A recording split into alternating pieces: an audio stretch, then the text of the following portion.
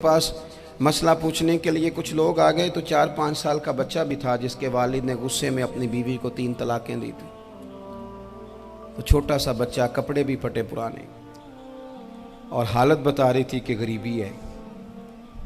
तो जब मैंने मसला बताया कि 3 तलाकें हो गई हैं तो वापस जाने लगे, तो बच्चा मुझसे कहता है, देहाती आदमी तो कहने लगा, मौलवी साहब मेरी अम्मा ते नानी कहनी असन पूछ के आई आप कि हुण असीं लहदा ही रहना है।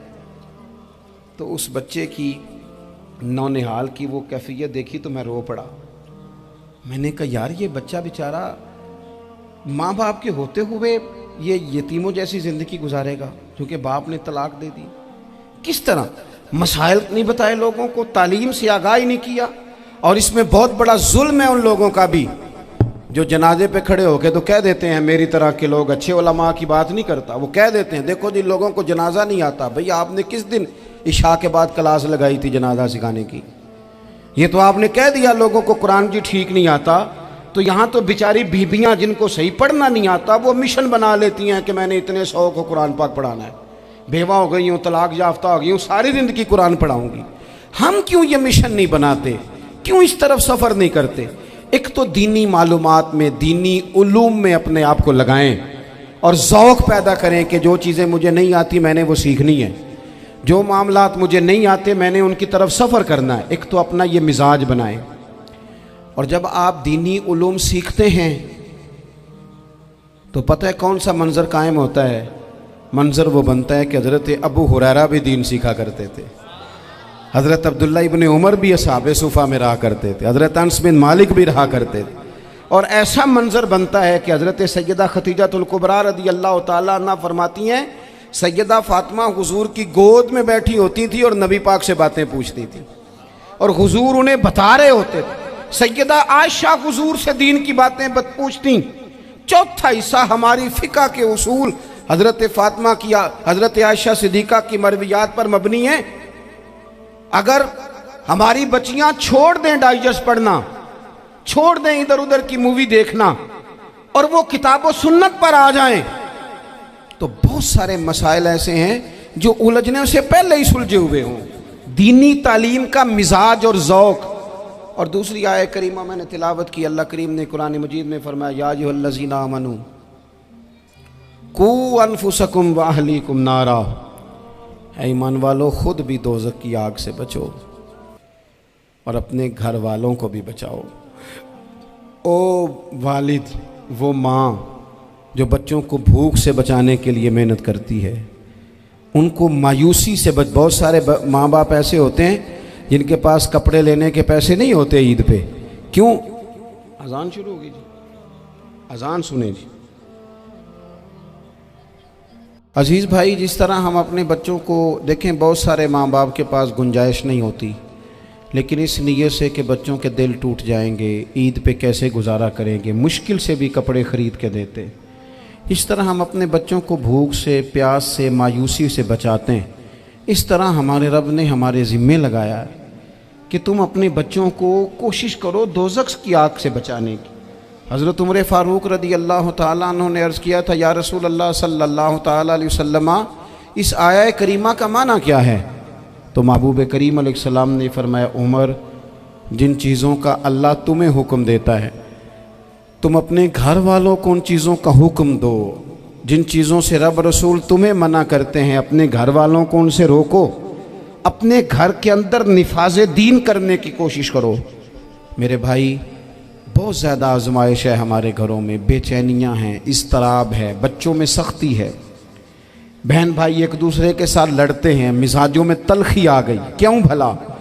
इसलिए कि माँ बाप को जो बेहतरीन किरदार और जो हसीन तरीका घर में अपनाना चाहिए था, बच्चे तकरीर बाहर से सुनते हैं लेकिन वो फॉलो अपने माँ बाप को करते हैं।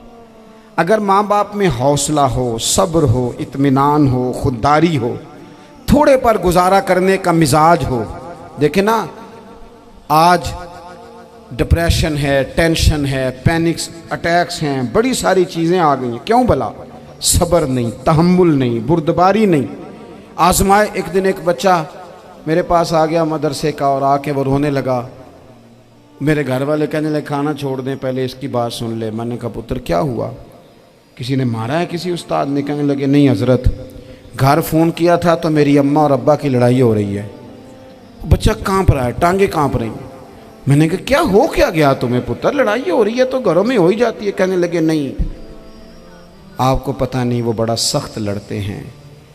मेरे वालिद जब मेरी वालदा को मारने के लिए आगे बढ़ते हैं तो हम सारे चारपाइयों के नीचे छुप जाते हैं, हमें खौफ आता है, वो मंजर खतरनाक होता है। ये कौन तकलीफ़ दे रहा है अपने बच्चों को? यहाँ बैठे हमारे यहाँ मीलों दूर रहते थे उसके घर वाले, तो वो तकलीफ़ में था, तो घर में क्या कैफियत होगी?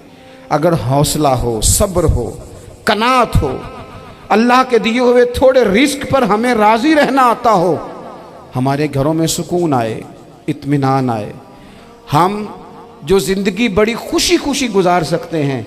हमारे मिजाजों का लालच, हमारी तबीयतों की बेराह रवी, हमारी झूठी अना का बुत, उन सारी चीज़ों को ख़त्म कर देता है। अपनी ज़िंदगी के अंदर अगर हम वो किरदार अपने बच्चों को दें, जिस किरदार में मोबाइल भी हो, जिसमें गाड़ी भी हो, जिसमें पैसे भी ला के अब्बा दराज में रखता हो, लेकिन वालिद का घर में मुसल्ला भी मौजूद हो, उसकी कोई तस्वीर भी हो, वो ये भी कहता हो कि खुदा ने अपने फजल से आज 5,000 दिया है तो इसमें 1,000 गरीबों का भी है, इसमें थोड़ा सा मैंने अल्लाह की रिज़ा के लिए भी रखा है। अगर कोई मुश्किल आ जाए तो वो बाप और माँ को सब्र करता हुआ देखते हो। अगर एक बाप कर बात करे तो दूसरा बर्दाश्त करता हो। खुदारा अपनी औलादों को इस अजियत का शिकार न करो। अपने घरों के अंदर वो खुददारी, वो प्यार, वो वक़ार, वो मोहब्बत, वो अंदाज़। आप थके हुए हैं, कोई शक नहीं, आप बहुत सारे मसाइल का बाहर शिकार होंगे, कोई शक नहीं, लेकिन आप बाहर से थक के आए हैं। और अगर आप बाहर अपनी फैक्ट्री के मालिक हैं और दफ्तर के बड़े हैं तो घर में भी तो आप बड़े हैं ना। आपकी माँ भी तो इंतज़ार कर रही है, उसने भी तो दुखड़ा सुनाना है ना आपको। आप ये देखिए कि आपके बच्चे भी तो इंतज़ार कर रहे हैं, वो चाहते हैं कि अब्बा आके बैठे तो हम उनके सीने पे चढ़ के थोड़ा खेलें। आपकी अहलिया मुंतज़िर हैं। कुछ बातें बीवी किसी और से नहीं कह सकती, सिर्फ अपने शौहर से कहती है, लेकिन वो तो आते ही जलाल में आ गए साहब। वो कहने लगे तू बड़ी नालायक है, मैं थका मांदा आया हूं और तूने मुझे कहानी सुना दी है। वो उस खातून से शिद्दत के साथ पेश आने लगे। मेरे रसूल पाक की हयात नूर को देखो, हज़रत उम्मे ऐमन हुज़ूर की रज़ाई वालदा हैं, उनकी भी खिदमत हो रही है। हज़रत हलीमा सादी आ रही हैं तो खिदमत हो रही है। हज़रत अब्बास हुज़ूर के चचा हैं तो करीम फरमाते हैं मेरे चचा हैं बाप की जगह पे। हुज़ूर दोस्त अहबाब सहाबा ग़ुलामों सब के साथ प्यार कर रहे हैं। 9 अज़वाज मुतहरात हैं घर के अंदर।